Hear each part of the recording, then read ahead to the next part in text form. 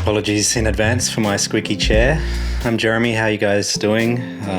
Thought I'd just make a quick video to share my initial thoughts about migrating over from Fujifilm for photography, event photography, wedding photography, over to Sony, specifically the A7 IV. I've been using Fujifilm for a while now, the X-T3, X-T4, for about 5 years for wedding photography, portraits, event stuff, and really enjoyed it. I mean, I love Fuji. I'll always have a soft spot, I reckon, for Fuji. But recently I've started doing more video work, and full frame and better autofocus was kind of a necessity. I picked up a Sony FX3. I've really been enjoying that. And it kind of got to a point where it didn't really make sense to be using two camera systems, you know, Fujifilm with their own separate lens ecosystem for photography and then the Sony system for video. So I've now done a complete migration over to Sony. I've picked up two A7 IV bodies, a couple of Sigma lenses.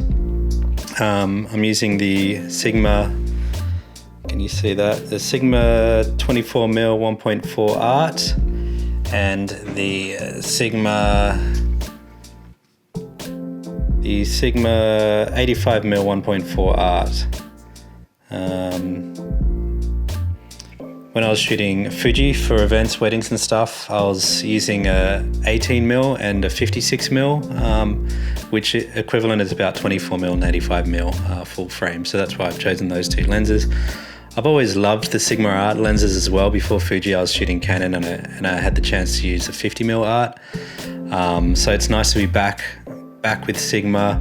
The price point's great. I mean, Sony GM lenses are beautiful, but bloody expensive. So this is a pretty nice compromise, nice optics, quick autofocus, nice build quality, and a nice price. So yeah, yesterday I had my first opportunity to put the A7 IV through its paces. A bit of a couples shoot here in Launceston, Tasmania. I suppose this video is for anyone who's using Fujifilm professionally, but maybe considering switching over to Sony. Probably the main thing that really kind of stood out to me yesterday was the autofocus, man. Really good tracking, really good eye detection. It's super sticky, so reliable. So many keepers in terms of nailing focus when I was looking through the RAWs afterwards. So that's a really big improvement. I mean, I can't speak to the newer Fujifilm bodies like the X-T5 and the SH2S. I was using the X-T3 and the X-T4, but at least compared to those two bodies, this is leagues beyond. So that's really nice. Anyone who shoots weddings knows that it's critical to have a really reliable autofocus system, and that's something I'm excited to enjoy. Probably the other thing I noticed was just in post, the RAWs, really easy to work with, really easy to color. A lot of people talk about the Fujifilm colors, but I think if you're shooting RAW, then you can control your own colors. There's no real difference. I mean, some of the presets I was using for my Fujifilm files seem to work pretty well on Sony. So got no issues there. They're super easy to color. And if anything, you can really push and pull these full frame RAW files a bit further than you could, I think, with Fuji. Not to mention like noise performance. There were some shots yesterday where we're under trees and the sun had already just about set. So it was lower light and I was pushing maybe 4000 ISO, I think, from memory. Something like that. And these shots were still clean. You know, in post, they looked really clean, easy to work with.